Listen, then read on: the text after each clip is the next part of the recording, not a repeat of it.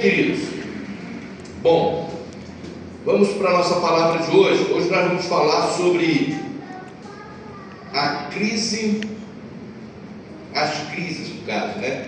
3 pontos que nós vamos abordar. As crises do mundo pródigo, tá? Se encontra em Lucas no capítulo 15.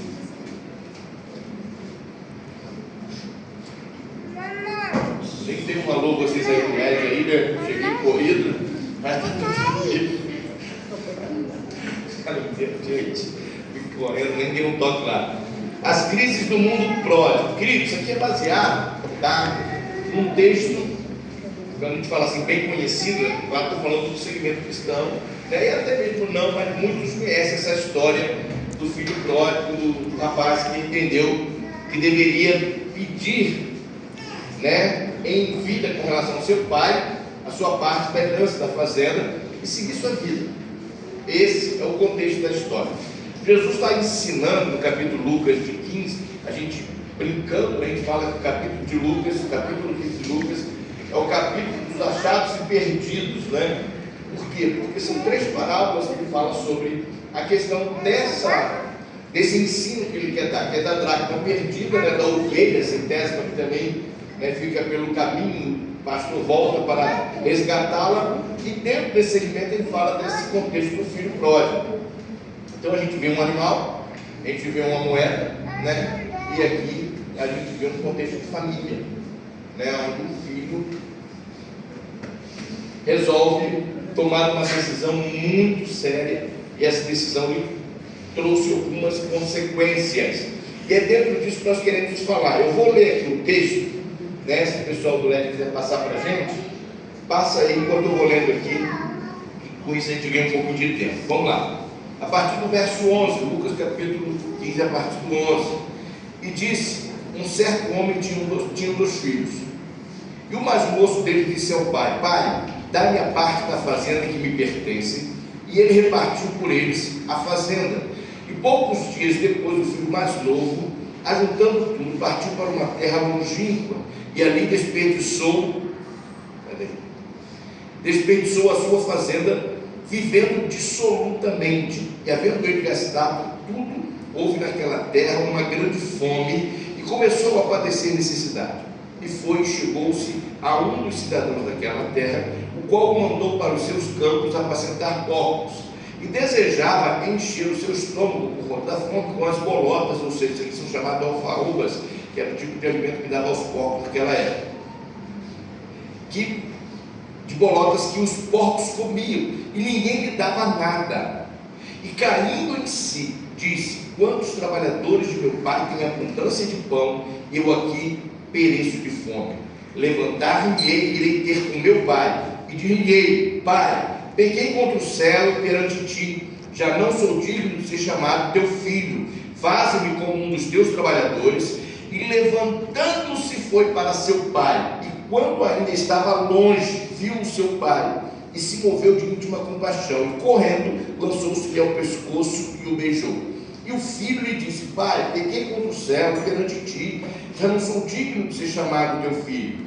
Mas o pai disse aos seus servos: trazei depressa a melhor roupa e vestiu, e pôde-lhe um anel na mão e sandálias nos pés.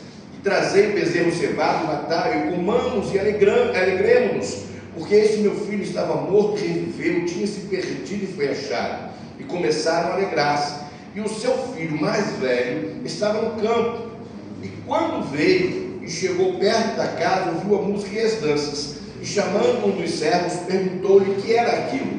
E ele lhe disse: veio teu irmão, e teu pai matou o bezerro cevado, porque o recebeu são e salvo. Mas ele se indignou e não queria entrar.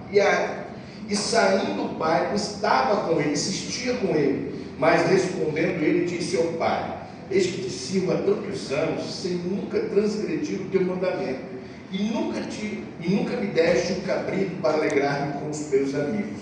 Vindo, porém, este teu filho, e desperdiçou a tua fazenda com as meretrizes, mataste-lhe o bezerro cevado. E ele lhe disse: filho, tu sempre estás comigo, e todas as minhas coisas são tuas. Mas era justo alegrarmos e regozijarmos porque este teu irmão estava morto e reviveu, tinha se perdido e foi achado. Pai querido, muito obrigado pela tua palavra. Que o Espírito Santo nos conduza nessa ministração, que tu possa ministrar ao coração daqueles que precisam receber alguma parte ou totalmente esta ministração no seu coração, para que ela venha lhe levar a uma reflexão e possamos, diante disso, Senhor, nos posicionarmos com relação à tua vontade, teu querer para as nossas vidas, porque entendemos que a tua vontade é boa, ela é perfeita e agradável para nós. Por isso, nos ajuda a entender a tua palavra nessa noite, em nome de Jesus. Amém. Queridos, quando a gente fala do filho pródigo, tá? Essa palavra pródigo, ela vem do latim. E qual é o significado dessa palavra? A palavra pródigo é aquele que esbanja, que de uma forma sem controle, sem medida, a pessoa gasta. Ela esbanja o que tiver que esbanjar e ela não tem o mínimo de controle do que ela está fazendo. Ela não está nem aí para o dia de amanhã, ela não está nem aí para o que vai acontecer daqui a alguns dias na frente. Ela não se preocupa com isso. Ela é esbanjadora, gasta de forma absoluta. De forma, a palavra absolutamente significa de forma irresponsável. São pessoas irresponsáveis que não têm o menor sentido com relação às suas atitudes que ele está fazendo, que ele está gastando, daquilo que ele realmente está querendo viver. Então ele não se preocupa com isso. Ele quer viver o hoje, o agora, e para isso ele está nem aí para as consequências. Isso é uma forma de viver de forma dissoluta. Pessoas que vivem de forma inconsequente. Então, quando a gente fala de pródigo, né, basicamente é esse o sentido que nós entendemos. Só que tem um detalhe. Eu vejo dessa forma, né? Alguém que esbanja algo é considerado dentro dessa linha de pródigo como alguém que vai além, pode fazer.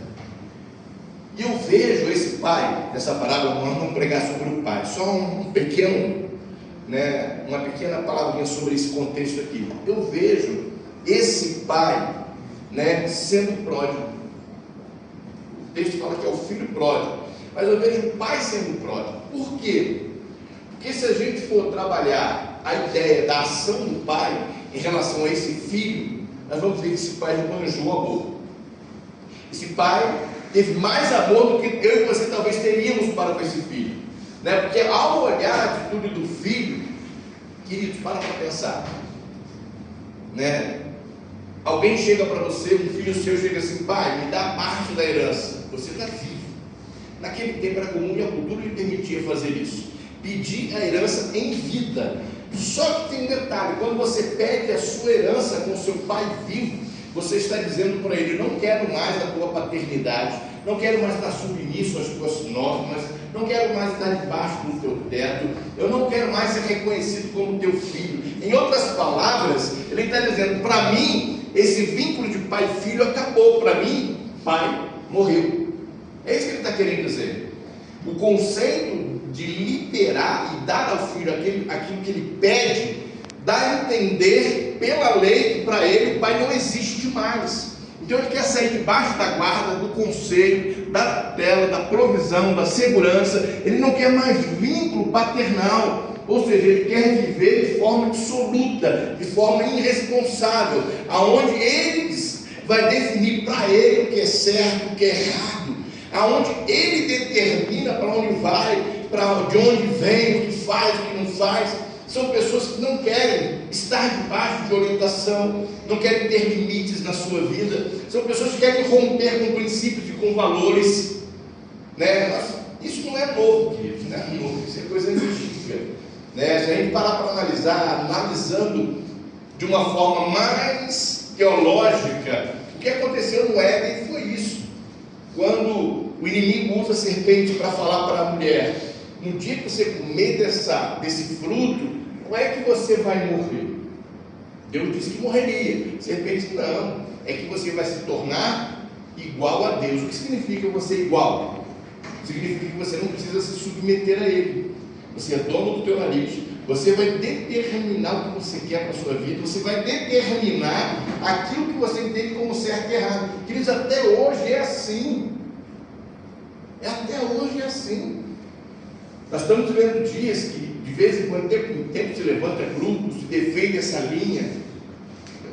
Não sei se tem gente aqui do tempo dos hippies da vida aí.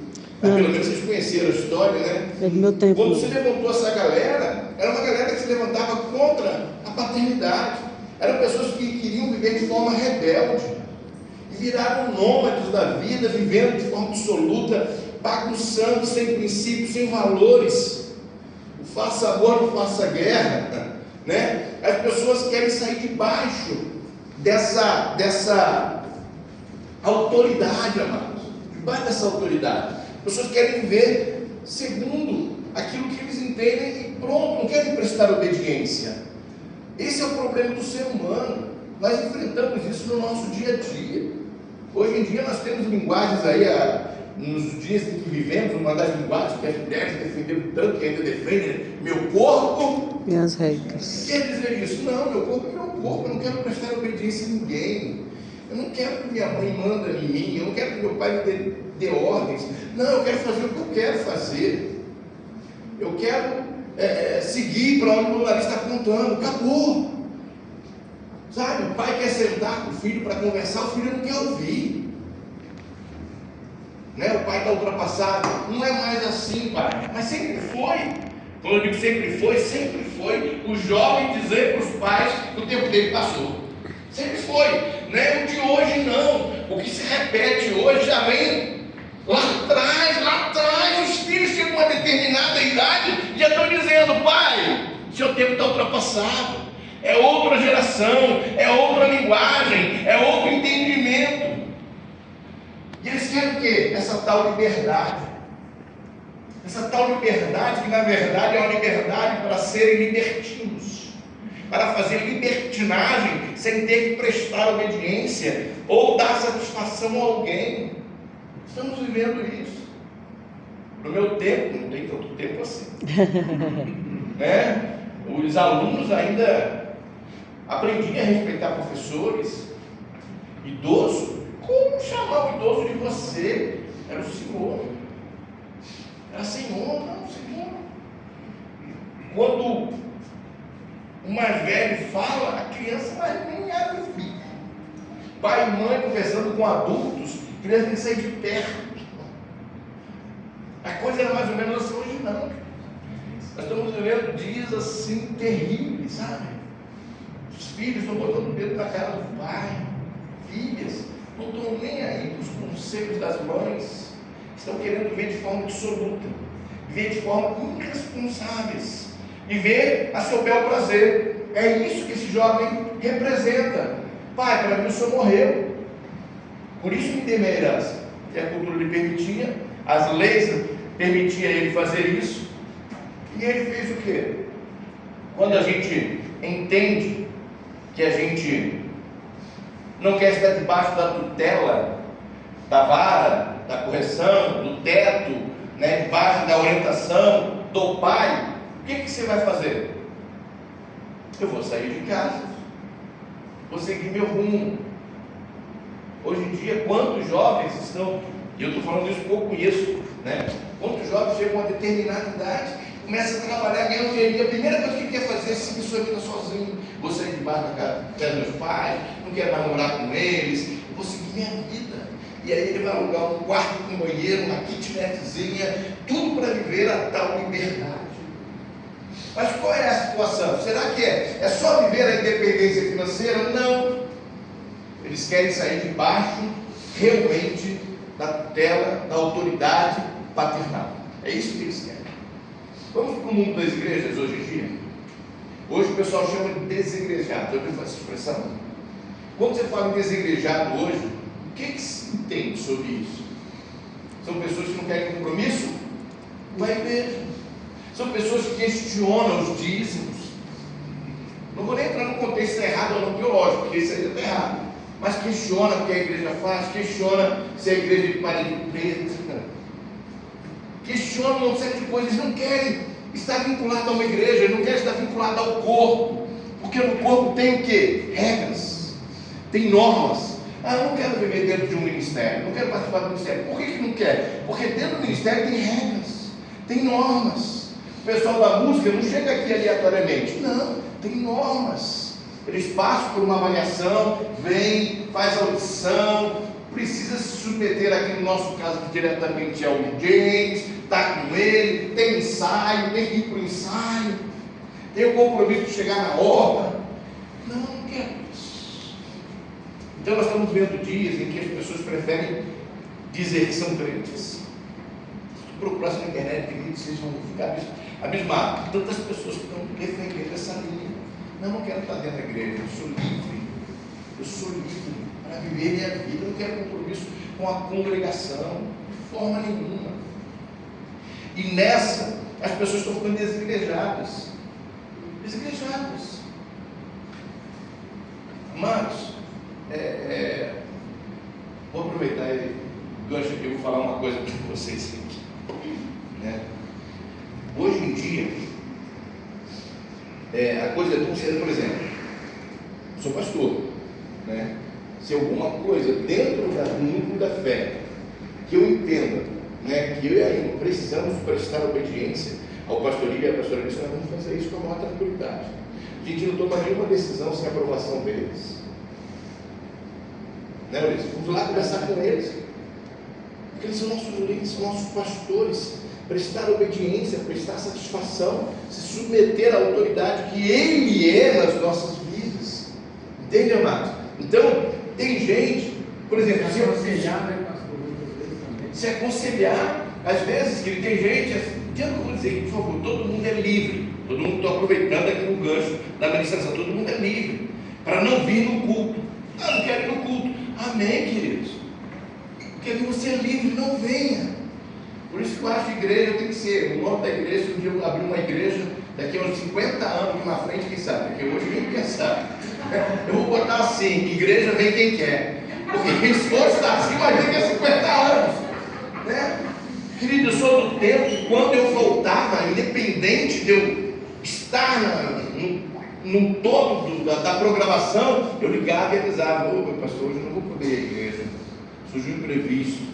E era só para sentar no culto e ouvir, adorar e receber. A gente dava um feedback, sabe? Falar, pastor, não estou indo, porque aconteceu isso. Adoeci.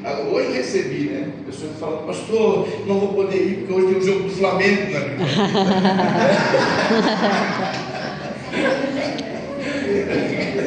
Mas eu quero dizer o seguinte, eu sou desse tempo que a gente dava um feedbackzinho. Dava, sabe? Uma pequena satisfação. Hoje em dia as pessoas não estão nem aí, irmãos. Estão nem aí. A gente marca a reunião. Vou marcar a reunião com liderança. Aí a gente marca a reunião com a liderança. Tem gente que nem aparece, nem diz por que não apareceu. O que é isso? O que nós estamos vivendo? Por que isso? Justamente por causa dessa cultura. Das pessoas que querem ser livres. Eu sou livre, eu vou quando eu quero. Entende, amado? Tem pessoas dentro de um ministério. Uma vez eu fui falar com um rapaz, ele liderava, né, o ministério de jovens da nossa igreja e estava, né, tendo alguns probleminhas. Aí eu fui falar com ele, eu falei, meu filho, olha só, você é líder, né, do ministério de jovens da nossa igreja. E dentro dessa áreazinha aqui, deixa eu falar contigo, seria importante você corrigir isso aqui, porque, pastor, sinto muito, mas eu sou assim, calma aí, vamos começar devagarzinho. Querida, só isso aqui, corrige só isso aqui, é tão legal. Porque você é um líder, as pessoas estão olhando para você e vão dizer, pastor, não quero que ninguém me siga. Não quero que ninguém me veja como exemplo. Oi? Não, mas peraí, eu líder. Não sei, pastor, mas é assim. Sou líder, mas não quero. Diga que eu quero, vem, que eu não quero, não vem. Não, peraí, tem uma coisa que não funciona desse jeito. Vamos ter uma pequena conversa, tá bom? Desse jeito. Não dá. Então tá, pastor, eu coloco outro no lugar. Coloco. Entende, amados? Teve uma vez que eu fui conversar com um músico, tecladista da nossa igreja, e o cara na igreja, tocando, né? Aleluia. Aleluia, aleluia, aleluia. Oh, e entrar na adoração. No outro dia, está lá tocando aonde? Segura o tchan, amarra o tchan, segura o tchan, tchan, tchan, tchan, tchan. Não pode, porque a Bíblia diz que de uma mesma fonte jorrar água doce e salgada. Não dá, entende? Aí eu fui falar com ele, falei, meu querido, a coisa não funciona assim. Eu falo que tudo que nós devemos fazer para a honra e para a glória do nome do Senhor. E segura o tchan, para com esse negócio. Não, por quê? Porque o quê? A Bíblia diz que os teus lábios devem produzir frutos daqueles que confessam o Senhor. E o teu corpo é templo do Espírito Santo. Não é para se entregar a orgia, tá aí numa rocha da vida. Não. Queridos, a gente está vivendo esse tipo de coisa dentro das igrejas. As pessoas estão buscando esse tipo de liberdade, sabe? Não querem compromisso, não querem se submeter. E se o pastor dá uma palavra mais dura, antigamente a gente, quando trazia uma palavra mais pesadinha, aí tinha sempre os engraçadinhos no meio do culto que falavam assim: bate papai. Depois de trazer uma palavra mais pesada, bate papai, aperta papai, né? Brincava assim e tal. Hoje não falar isso, meu amigo, dá uma palavra mais dura, no próximo domingo. Cadê o pessoal? Estava aqui no domingo passado. Não, o pastor falou uma coisa lá, eu vou para ele para ouvir ele. Entende, irmão? As pessoas estão buscando esse tipo de liberdade. E no campo espiritual não está diferente. Então, dentro desse segmento, 3 coisas que nós aprendemos com esse filho pródigo, quando ele toma essa atitude. São 3 crises que nós podemos falar sobre elas. É a crise da liberdade, a crise da necessidade e a crise da identidade. E a crise do cronômetro. Esse cronômetro tem problema comigo. E a crise da identidade. Por que eu estou falando isso? Porque a gente aprende isso na vida desse moço. Vamos ver uma coisa interessante. A crise da liberdade, né? É justamente o que eu falei para vocês. Sabe? Ele quer viver independente. Ele quer viver sem compromisso, sem ter que prestar conta, sem ter que dar satisfação. 1 Coríntios capítulo 6, verso 12, vamos ver alguns textos que respaldam o que nós estamos falando. Diz assim: todas as coisas me são lícitas, mas nem todas convêm. O que quer dizer isso? Limites, queridos. Não é que você não possa, pode. Vai lá, faz o que quiser. Mas a Bíblia fala que nós temos que ter bom senso. Todas elas me são lícitas, eu posso fazer, tá, mas beleza. Mas diz um texto o quê? Mas nem todas me. Todas as coisas me são lícitas, é a segunda parte. Mas eu não me deixarei o quê? Dominar. O que ele está querendo dizer? Eu posso. Eu já falei isso para você, né? Os 3 dilemas da vida, né? Eu quero, eu posso e eu devo. Nós temos que analisar que tem coisas que eu posso, tem coisas que eu quero, mas eu não devo. São limites, parâmetros que devemos estabelecer. Tem coisas que eu não quero. Eu posso e eu devo fazer, mesmo não querendo. Parece absurdo, né? Mas Jesus nos ensinou isso quando ele orou no Getsemane: Pai, se for possível, passe de mim esse cálice, mas todavia não seja feita a minha vontade, mas a sua. Tem coisa que a gente faz mesmo não querendo, porque devemos fazer. Por quê? Porque o que fazemos não tem a primazia de alegrar em primeiro lugar o nosso coração. Não, o que nós fazemos para glorificar o nome do Senhor. Por isso a Bíblia fala que nós devemos honrar aqueles que têm autoridade sobre nós, sendo ele bom ou mau. Porque eu não me submeto às autoridades pela bondade dele, por aquilo que entendo e avalio se ele é digno ou não. Eu me submeto a ele pela autoridade que ele tem e pelo princípio de Deus que vai ser honrado através da minha atitude e minha submissão a ele. Então aquilo que eu faço, diz a Bíblia, faça para alguém, mas como se fosse para o Senhor. São princípios, às vezes eu não quero. mas eu devo fazer porque eu tenho glorificado o nome do Senhor. Mas dentro do campo da liberdade, as pessoas não querem isso. Provérbios 14, 12. Há caminho que ao homem parece direito, mas o fim dele são caminhos de morte. Parece reto, parece bom, parece legal, maneiro, vou fazer. Aí no final dele vai se lascar. Mas você ali, que aí vai fazer? Não quero mais, mete o pé, chuta o balde. Esse moço se lascou. Segunda crise é a crise da necessidade. O que acontece dentro disso aqui, queridos? Diz assim o verso 14 do texto que nós lemos, né, de Lucas 15: e havendo ele gastado tudo, houve naquela terra uma grande fome, e começou a padecer necessidade. Olha que coisa, ele gastou tudo de forma irresponsável. Às vezes a gente mete o pé pelas mãos, queridos, não planejamos, não paramos para analisar certas coisas, sabe? Eu às vezes falo isso aqui, mas né, só assim, né? Né? Assim, eu e minha esposa, a gente tem muito pé no chão. Muito. Você não tem noção. Não tem noção como a nossa vida é muito pé no chão. As decisões que tomamos, as coisas que queremos, que escolhemos. Em tudo a gente procura estar sempre lado a lado, parceiro, sabe? Entender que faz parte, que vai ser bênção para nós ou não vai ser. Então as nossas decisões, elas são muito respaldadas por nossas, né, concordâncias, pelas orações que fazemos, pedindo a Deus que abençoe. Por quê? Porque eu não posso fazer de forma irresponsável as coisas que eu quero fazer e tomar decisões dentro desse contexto. E aí o que acontece? O que aconteceu com esse moço? Ele começou a viver uma necessidade. É o que mais acontece. Tem gente que toma decisões, gente, por favor, coisas. Vamos lá.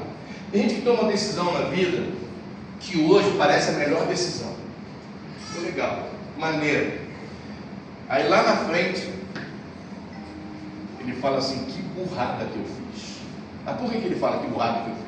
Porque ele viu que aquela decisão não foi a melhor, não foi acertada, mas ele tomou no seu estado de querer viver aquele contexto ali que ele achou que seria muito bom para ele. E às vezes dentro disso aí, ele vai no embalo, faz suas escolhas, toma suas decisões, aí chega lá na frente: o que eu fiz? O que eu fiz? E agora? Chupa essa manga. Lembra disso? Chupa essa manga, é aí, sabe? Então, às vezes, nós precisamos parar para analisar. É o lance da fome que esse cara fez. Gastou tudo, gastou. E Jesus está falando para os judeus. O que acontece com esse moço? Chega um momento que ele está numa terra distante, onde seu pai, onde todo mundo, e acaba o dinheiro. Queridos, quando acaba o dinheiro, acaba amigo, né? Parceria. As raparigas foram embora, porque não tinha mais dinheiro para bancar elas. E agora, passando fome, necessidade, parecendo um cara, falou: tem uns porcos aqui numa pocilga, vai para lá cuidar desses porcos. Os judeus nem comem carne de porco. Cuidar de porco é a pior coisa que existe para ele. É humilhante, é ultrajante. Mas ele foi. E para piorar, além de judeu que nem de porco, a fome era tanto que ele queria comer as alfarrobas, que era um tipo de legumes, né, que eles serviam para os porcos se alimentarem. Ele queria comer comida de porco. E é um ditado que diz: quem, como é que é? Deixa eu ver se eu lembro aqui. Quem se mistura com os porcos, farelo come. Viu como vocês conhecem? Mas é real. Ele está comendo porco, vai comer o quê? Comida de porco. Claro que contextualizando isso no mundo espiritual, se você se misturar com porco, você vai comer a comida desses porcos. O pastor ele estava contando um testemunho de um rapaz que foi lá para o legendário. E ele se culpa porque ele entrou no mundo das drogas e começou a dar droga para o irmão dele, acho que tinha 7 anos de idade. 9, né? Ele começou a dar droga para o irmão dele. Esse irmão dele se viciou em droga. Resumindo, por conta das drogas, o irmão dele morreu. E esse rapaz estava lá e se culpa até hoje pela morte do irmão, porque ele que introduziu o irmão. O que é isso, filho? É influência. Por que o Salmo 1 diz assim: bem-aventurado o varão que não anda o quê? Segundo o conselho de quem? Dos ímpios. Dos ímpios. Não se detém aonde? E nem Se assenta na roda. Antes tem o seu prazer. a lei do Senhor. E na sua lei medita Dia e de noite. E esse varão será como árvore plantada junto ao ribeiro de águas. Vocês estão entendendo? Aí vai dizendo que vai acontecer, não vai deixar de dar fruto. Na sequidão, ele não vai ter medo. Mas ele tem que fazer o quê? Se desviar dessa corja. Há um versículo, eu acho que vocês vão lembrar disso. E digas com quem tu andas. Direi quem tu és.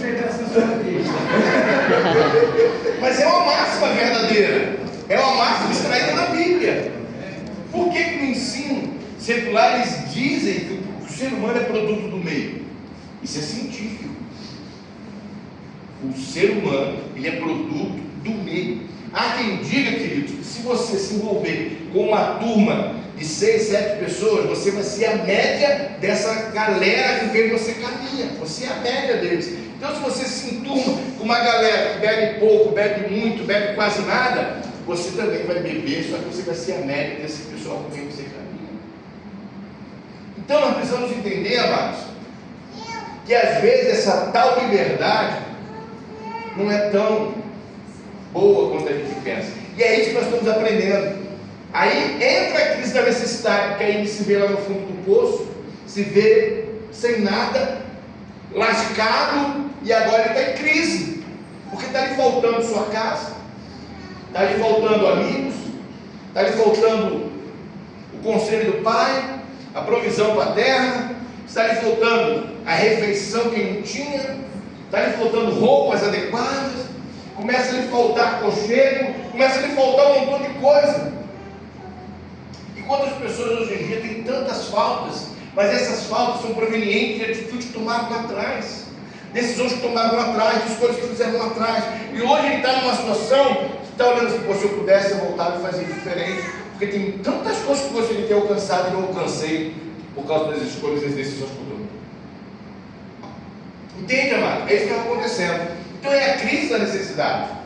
Hoje em dia a gente vê muitas pessoas com necessidade de paz, de harmonia no seu carro, na sua casa, com seu marido, com seus filhos, pessoas que estão lhe faltando recursos, de conhecimento para atender necessidades dentro do contexto familiar. São pessoas que vivem em guerras domésticas.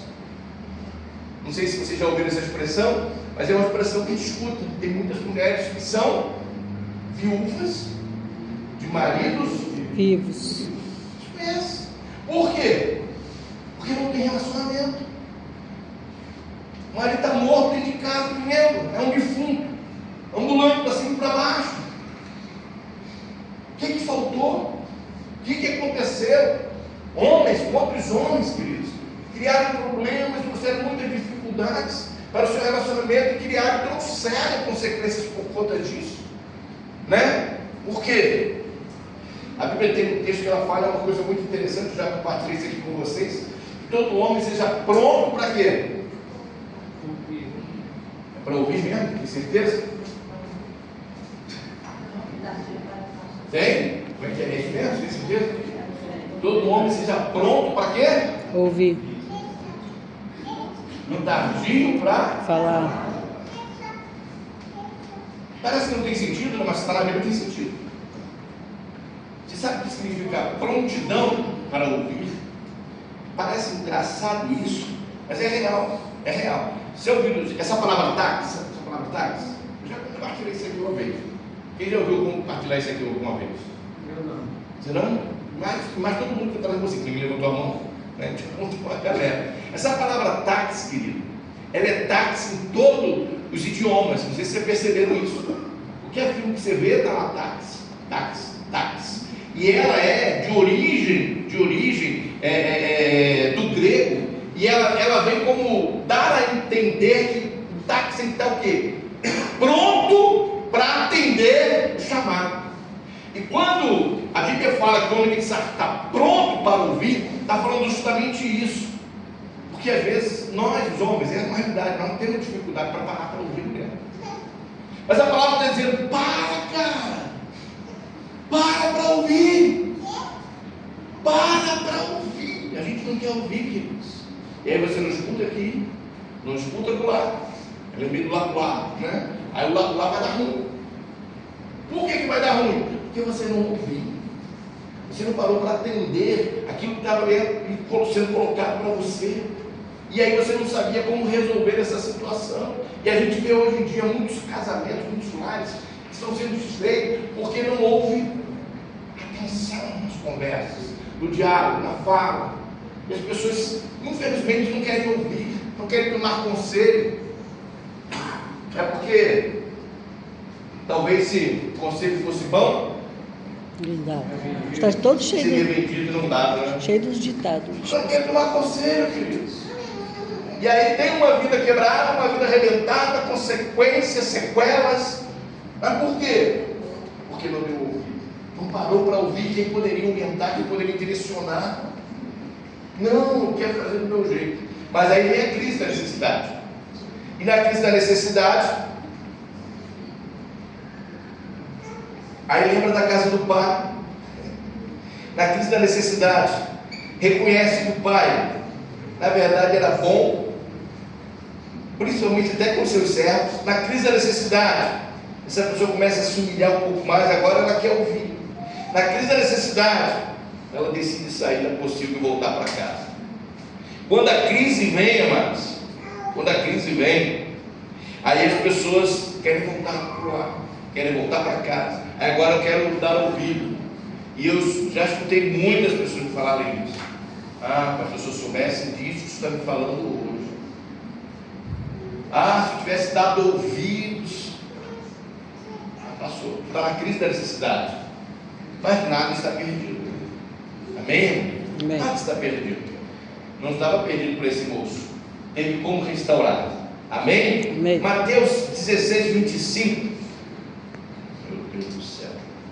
Diz assim: porque aquele que quiser salvar a sua vida, perdê-la. E quem perder a sua vida por amor de mim, achará. O que ele está querendo dizer? Tem gente que quer salvar a sua própria pele, do seu jeito, da sua forma de ser, resolvendo da sua forma de entender, e acaba se perdendo. É isso que ele está querendo dizer. Agora, aqueles que entendem que precisa de um parâmetro, que precisa respeitar os princípios daquilo que Deus estabeleceu, em entender que os valores que Deus determinou para a nossa vida têm que ser acatados. Quando você se submete a isso, aí então você vai salvar a sua vida e não se perder. O crer, querido, é uma coisa muito interessante. Vou dar um exemplo para vocês aqui rapidamente. Quem sabe o que é crer? Realmente no contexto da palavra crer. Crer.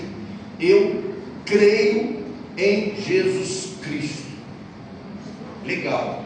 Eu também, e a Bíblia fala que até os demônios também creem. E ainda? Sim. Agora, o que é crer, queridos? Eu não sei quem já ouviu falar aqui, deixa eu ver se eu lembro o nome do cara. Charles Blondin, lembrei. Charles Blondin. Charles Blondin, o cara lá de 1800 e alguma coisa, quase 1859, mais ou menos nessa data. Ele era um equilibrista, um exemplo de crer. Ele era um equilibrista, e ele atravessava o canal lá, que eu esqueci o nome, era entre os Estados Unidos e o Canadá. Niágara, canal do Niágara. Ele estendeu um cabo de 330 metros de distância, numa altura até as águas de 50 metros de altura. E ele atravessava aquilo lá e virou show na época. Passava para lá, passava para lá. O cara era o máximo. Atravessava, voltava. Um belo dia, ele resolveu atravessar com o carro de mão.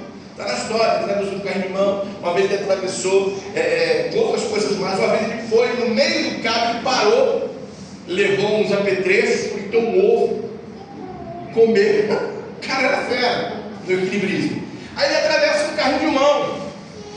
Aí todo mundo, cara é demais, cara é demais. Aí beleza, aí ele vai amanhã de novo. Vou irmão, todo mundo, vocês acreditam que eu atravesso? Todo mundo acreditamos! E ele atravessou tudo. Aí no dia seguinte, vocês acreditam que eu consegui atravessar de novo com o carro de mão? Todo mundo, acreditamos! Aí depois falou assim, não, você que levantou a mão aí, vem cá, entra nesse carrinho, para eu atravessar com você dentro. Não apareceu um, querido. Você acredita mesmo que ele consegue atravessar? Essa é a diferença do igreja. Se você crer, você entra no carro. O problema com relação à fé é justamente essa. As pessoas acreditam em Jesus. Mas quando a gente estabelece os parâmetros que Jesus determina, a gente não quer se submeter a ele. A Bíblia fala assim: se creres, assim, olha, se creres. Aí na sequência diz assim, e for batizado. Por que uma sequência? Porque aqueles que creem se submetem. Quem crê, crê significa se colocar debaixo. Debaixo, eu creio, eu me coloco debaixo e recebo tudo da parte de onde vem que eu creio para ser como guia para a minha vida, como regra. O problema das pessoas, elas se quebram por isso, porque elas não querem ter essas regras. Elas não creem conforme deveria crer realmente. Ninguém quer entrar no carro comigo. Acredita que o cara passa, mas comigo não, estou fora. Se machuca. E aí vem a crise da necessidade. E a última para terminar. O relógio está piscando lá para a região. A crise que esse jovem está na frente.